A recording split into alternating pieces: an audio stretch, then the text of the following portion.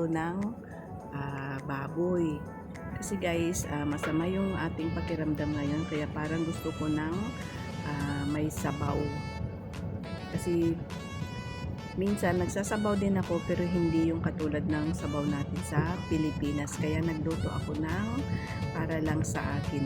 Yan, binoil ko muna yung ating baboy kasi hindi parang maraming dumi yung lumalabas sa baboy kapag ididiretso natin siyang ilalagay sa ating kumukulong tubig. Yan, nagpakulo na ako ng tubig at dinagay ko na yung ating puto-puto ng baboy para ipalambot natin siya guys. Yan. Tapos linagyan ko na siya ng luya tsaka shallot para pampalasa.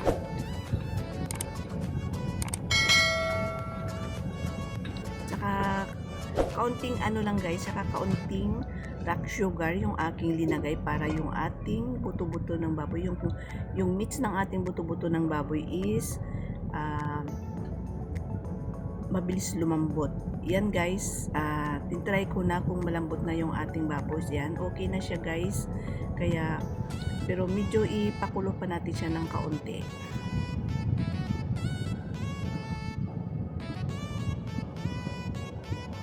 Ayan na guys, yung ating nilagang baboy. Yan, lalagyan ko na siya ng ang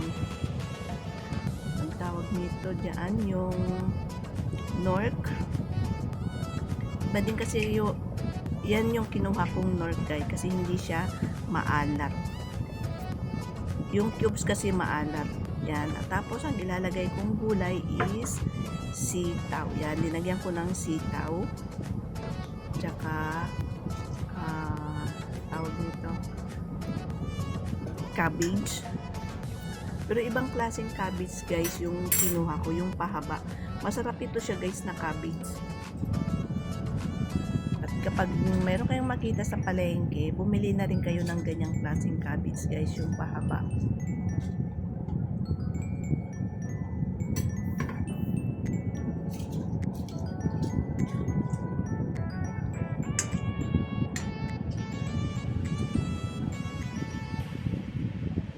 Yan, then takipan na muna natin para maluto yung ating cabbage. Yan, naluto na siya guys and ready to eat na.